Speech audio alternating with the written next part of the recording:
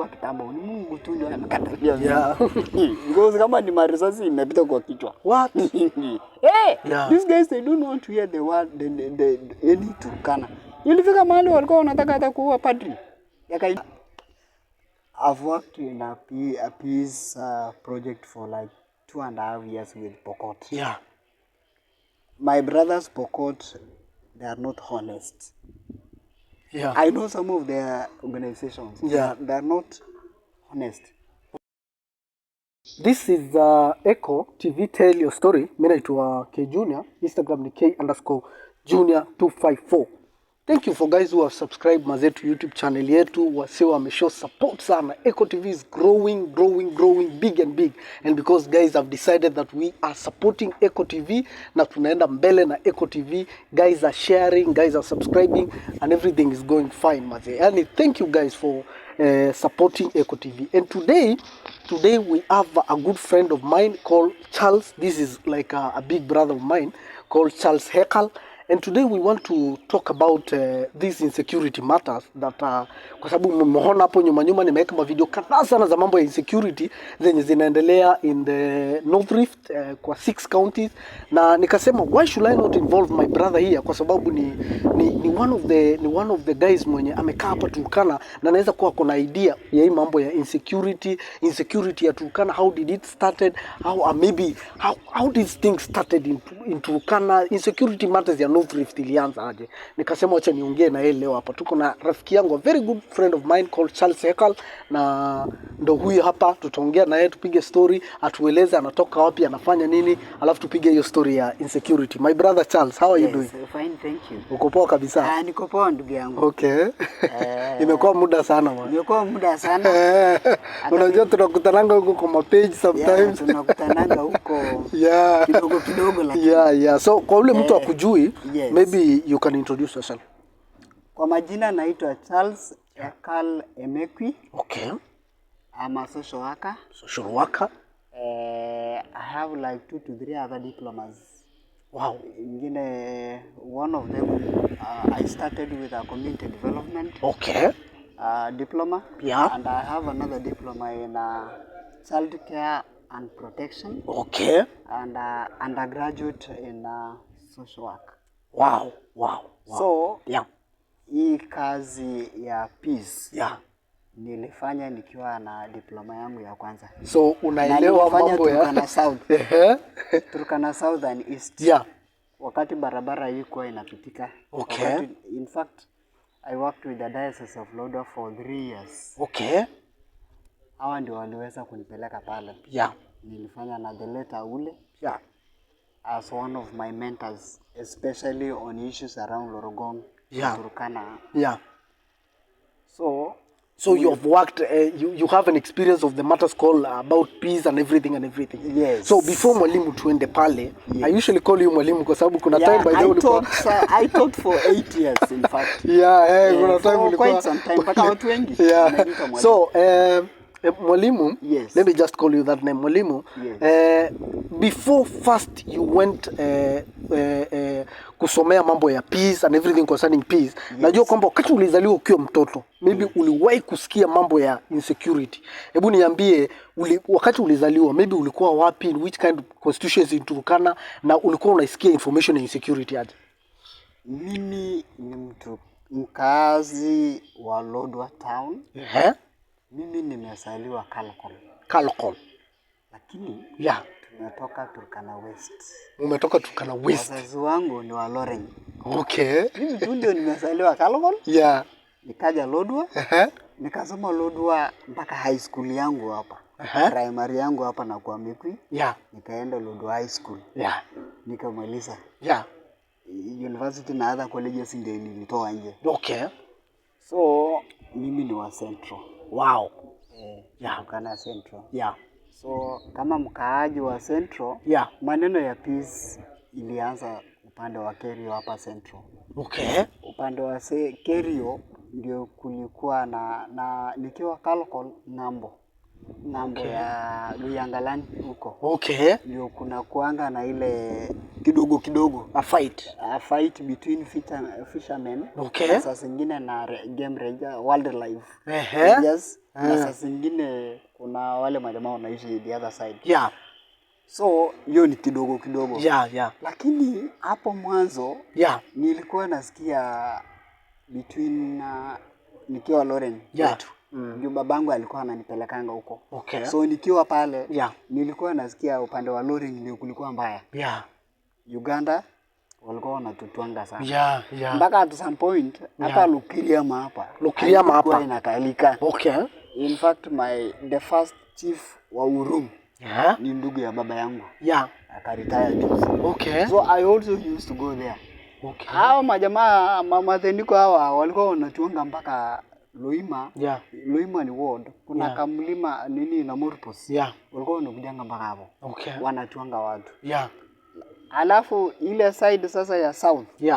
Ile upande ya south ndio sasa ingine yenye haijawahi fika mpaka mahali iko sahi. Now, mwalimu, pia hizo time bado ukiwa maybe kijana mdogo, maybe ukiwa bado unasoma, hizo times ilikuwa ni fight ya guns ama ilikuwa mkuki? Mimi nimepata ya guns. Umepata ya gun? Ya mkuki nilikuwa nasikia. Ulikuwa unasikia? Nilikuwa nasikia. In fact babangu alikuwa ananiambia walikuwa wanaenda wengine na marungu na hii aupal.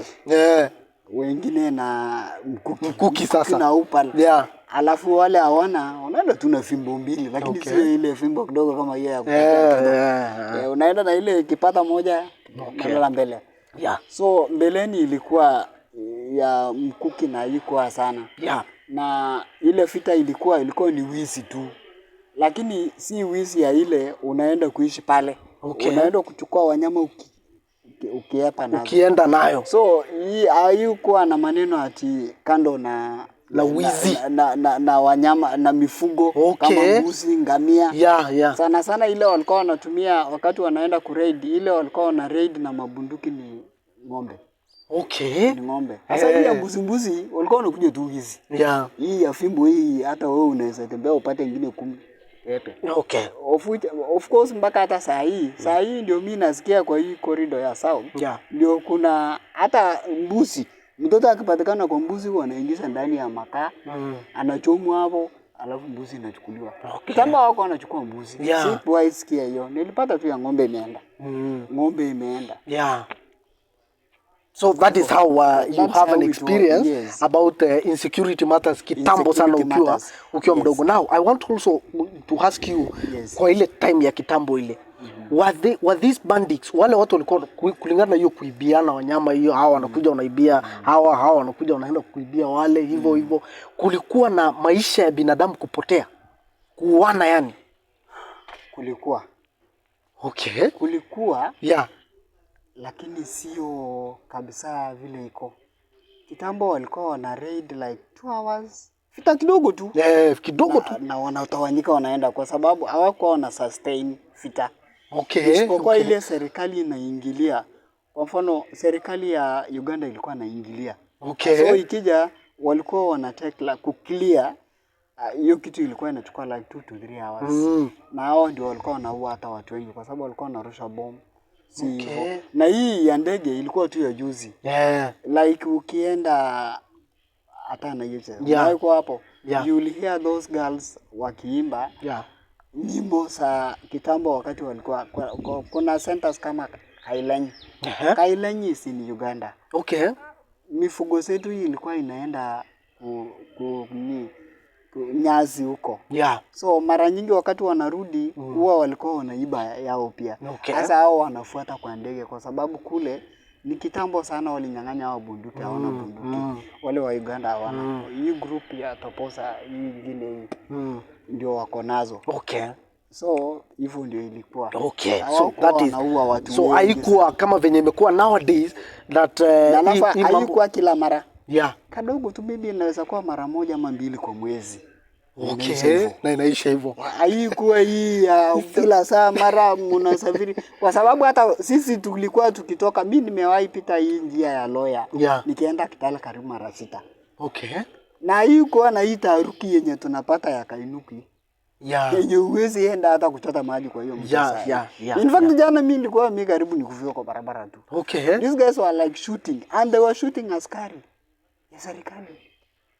Wow. So in fact my colleagues were saying, you mean you can shoot askari ya serikali?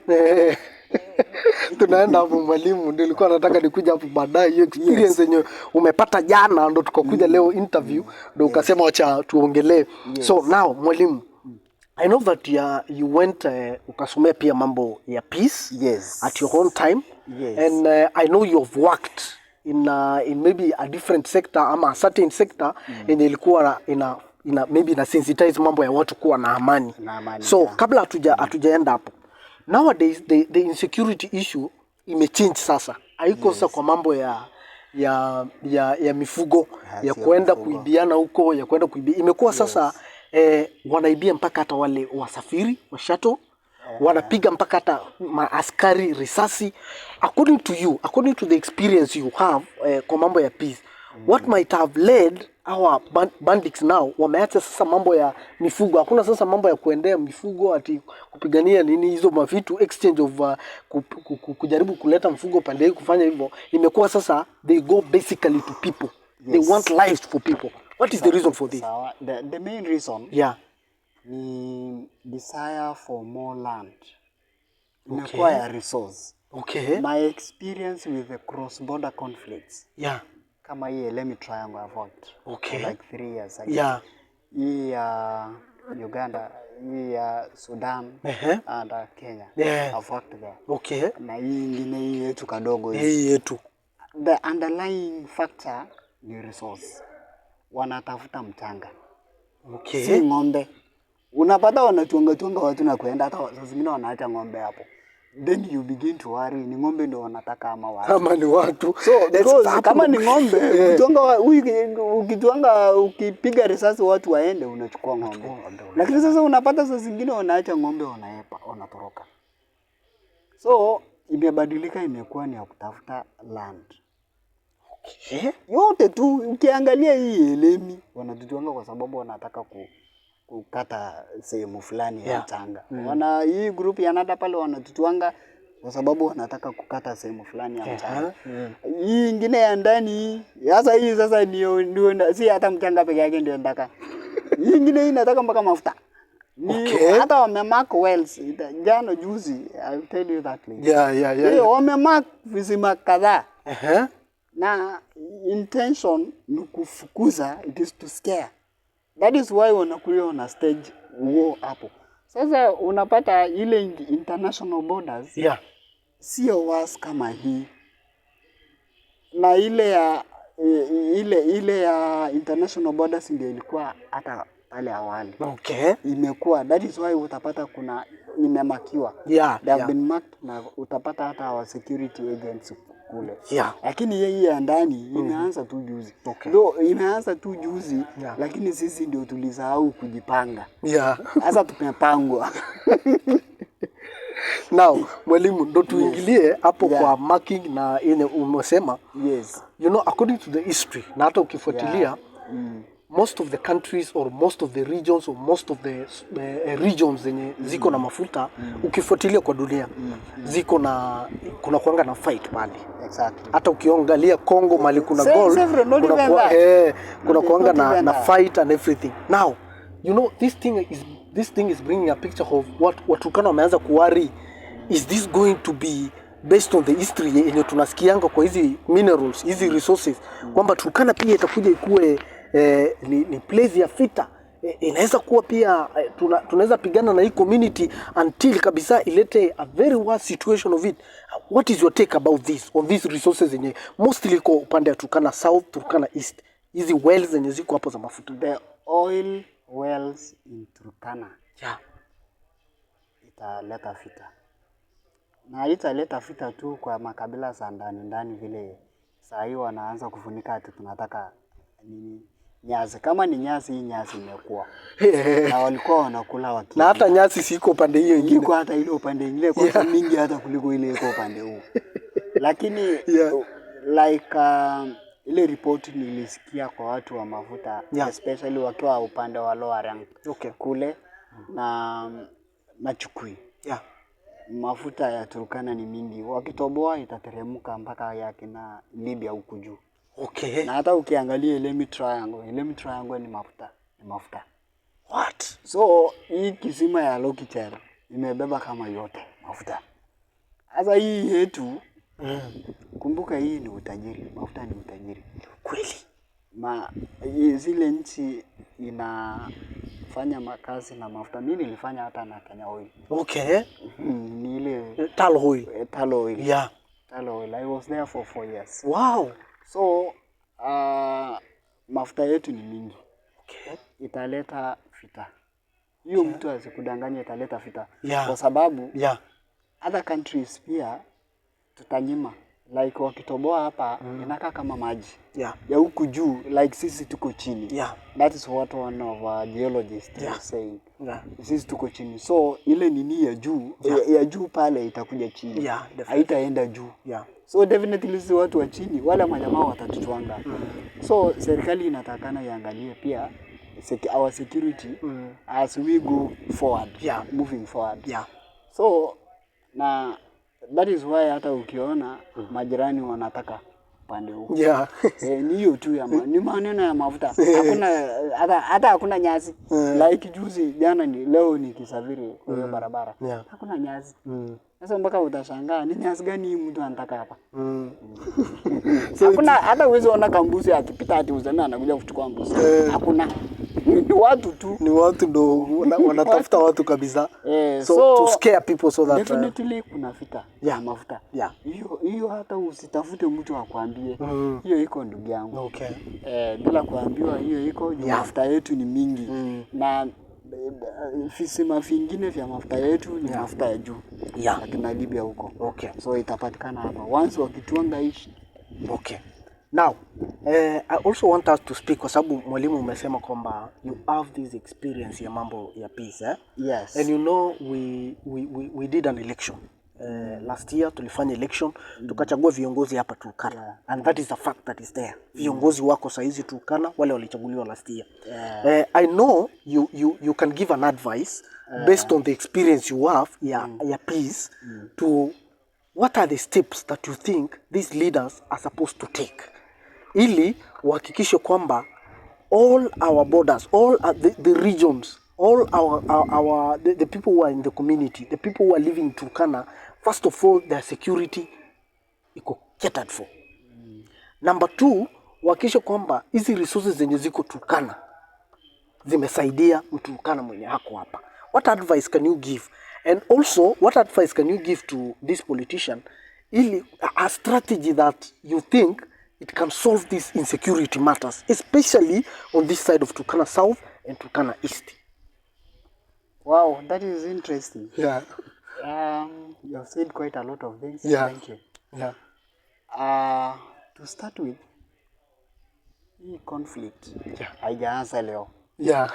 Na haijafika, anayukuwahi kufika penye imefika. Ile vitu imechangia kufika penye imefikia na mafuta. Hiyo hata mtu akuambie nini achana nayo. Kwa sababu nimetoka Riti jana. Riti ni Takolgoji huku juu huko. Talking about Ngamia 1. Now juu Ngamia 1 iko wapi? Then tell me, what is their interest? Mafuta. That's it.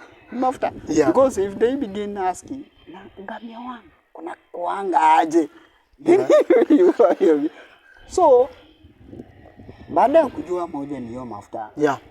Hakuna wanataka mahali pa kuishi. Ile corridors ile mimi najua amani itapatikana kwa urahisi. Ni international borders. International borders yenye viongozi wetu tayari wamesekiwa kuongea na viongozi wa ile side. Very good.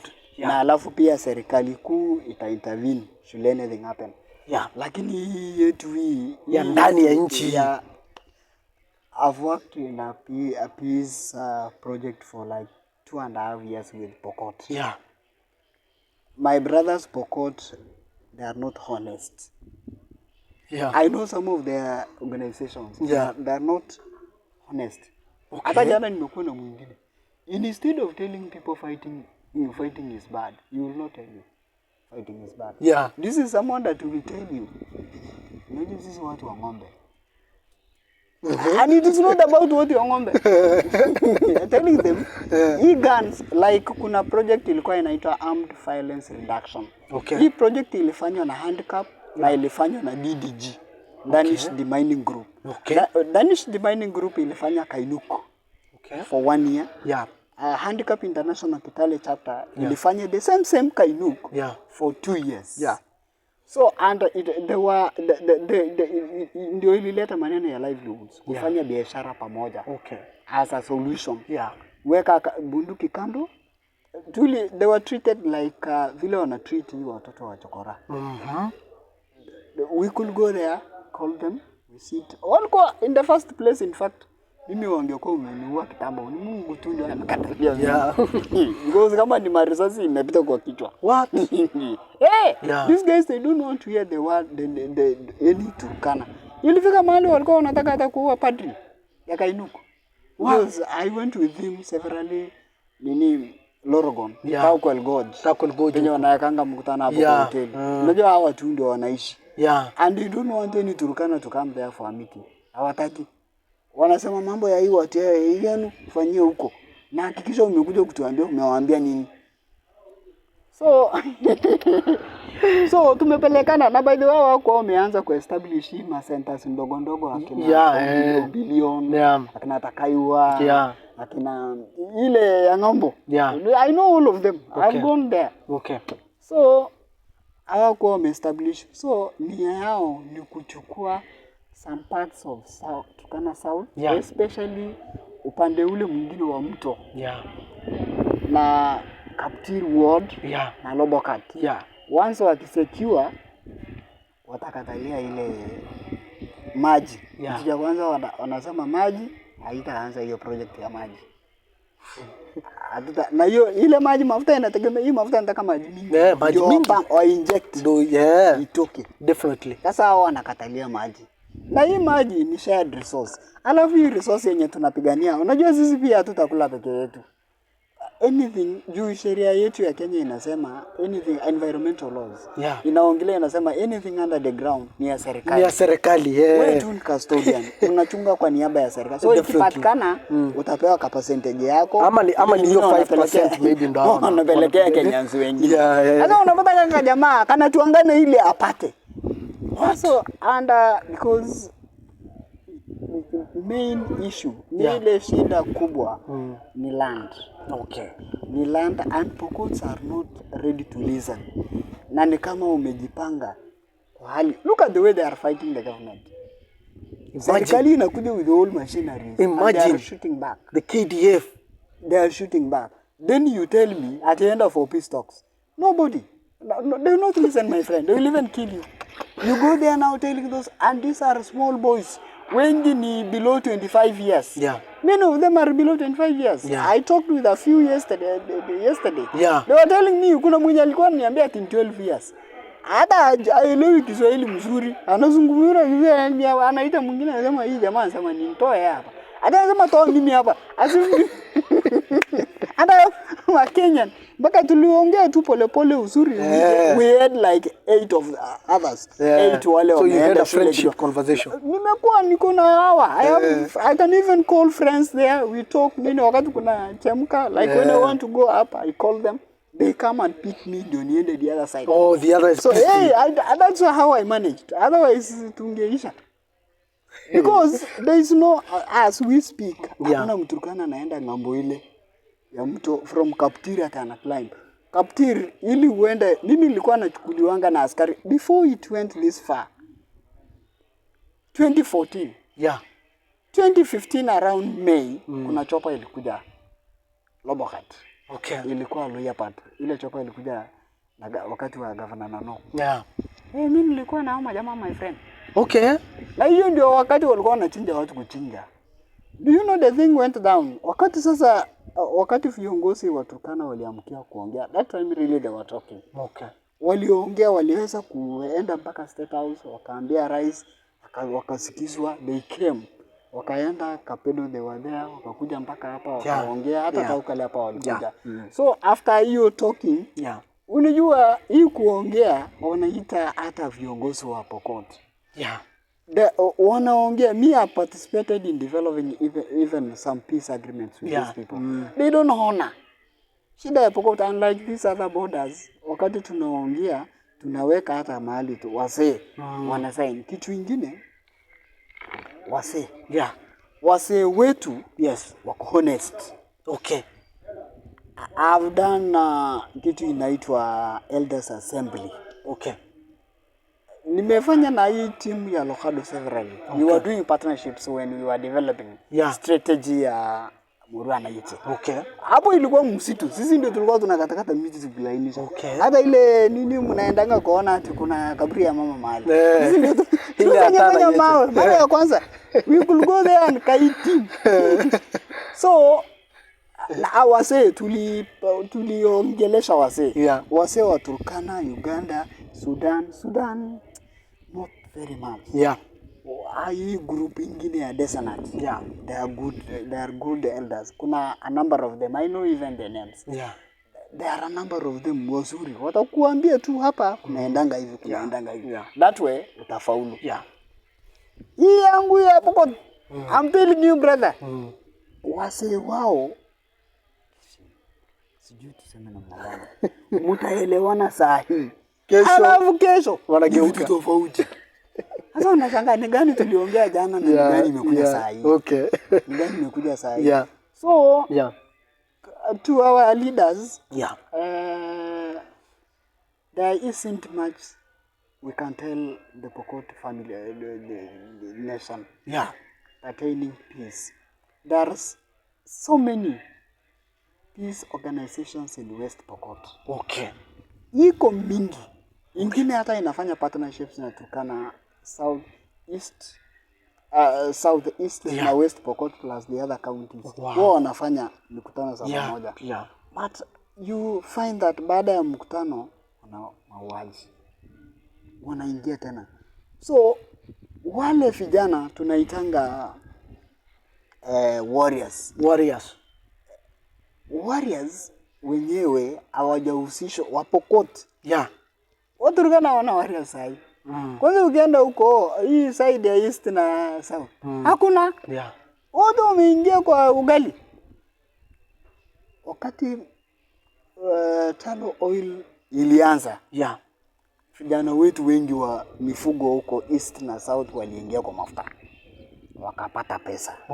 A good percentage of them wanafanya biashara sahi. In fact, go to Lokita right now. Wale wanafanya biashara hapo mzuri. They have not gone to school. Na wako na maduka kubwa hapo. It's just walini na wengi ukifuatilia walikuwa wakulima wa Kamtiri hapo Katili.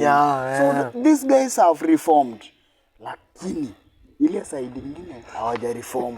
There is a problem. That is where the problem is. So the government should take over. Because viongozi wa Turkana na viongozi wa Kainuka watasikizana. Kwa sababu nia ya wale ni ngamewani wanalilia. So hawatasikizana. So the government should come in as a mediator. Alafu kuna makosa kubwa yenye serikali ilifanya. Could disarm one community and leave the other one. Right now, the other one is now fighting the government direct, not even the Turkana. And, it is because they still have those arms, eh? I'm about to go out. And it's like,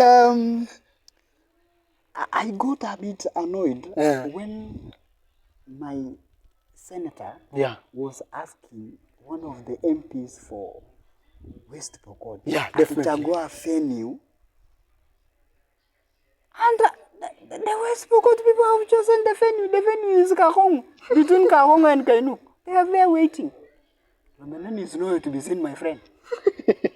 So I wonder why he was asking that. And even somebody in Kainuk asked me yesterday in the evening, my senator was asking the venue, and the venue is right here. So... Do you think that is the right direction for our leaders to take, really? It's not right. It's not right because that's bloodshed already. And I think thanks be to God because the But I government think is that taking the over. reason as to why these leaders also are doing this, Mwalimu, Yes. it is because of doing this thing of insecurity This a lot, repeated attacks, hii ya repeatedly. kila So saa. ni kama pia watu wameamua, if it is fight, let us fight the last one. Let's have What the government is not fight. getting right. Yeah. Ni kama serikali inaogopa Pokot. Because kama waliweza kudisarm other tribes. Yeah. Kwa nini hawaja disarm Pokot mpaka sahi? Kwani hawaelewi penye wanaishi? Wanaelewa. The government understands where they are. And na inaweza hata enda huku na iwalete ichukue. The thing is, kwa nini isitumie ile strategy ilitumia kwa hii sub counties zingine kuchukua resources? Yeah. Si silaha hii silaha hata iwasaidii, by the way. Like what I learned, some of them even borrow guns ya wengine wenye hajaenda, hata akipata hiyo ng'ombe wanalipa. Okay. That is what I learned. It's in fact we were running a baseline there sometimes back. I learned that kumbe hata zingine si zao, and they are using vijana wengi West Pokot. Nilisikia ati illiteracy levels ya Turkana iko juu. Hapana. Ya West Pokot ndio iko juu. Because you get these guys in the street, wengi hawajaenda shule. These are boys, akifikisha tu standard 5-6. Anatomoka anaenda. Anaonyesha kwamba unaweza shika Ghana na everything. Na halafu hawana plots. So the government should take the lead in negotiating. Negotiating the and story of what peace. The government should do is to ask Pokot, not even asking, wachukue nini bunduki.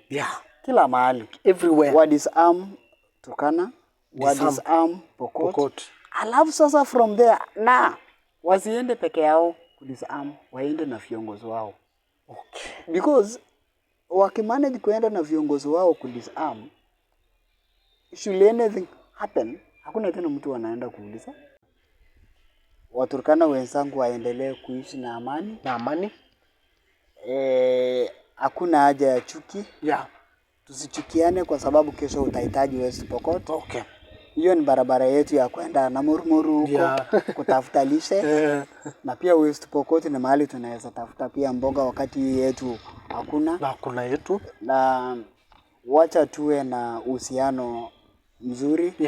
Wacha tujenge amani na wao. Tukue tayari wakati wowote tukiitishwa mikutano na wazee wao. Wacha wazee waongee na wengine. Kama vile wa Uganda wanaongea na wetu, Sudan wanaongea na wetu, Ethiopia wanaongea na wetu. Kwa hivyo ile uhusiano tumeweka kwa international borders. Ndugu zangu wa Turkana, wacha tuwe na uhusiano. Tuendeleze na hiyo uhusiano. Thank you guys for those who have watched. Thank you guys for those who are supporting Eko TV. Mase kama huja subscribe, make sure umesubscribe. Let us meet in the next video.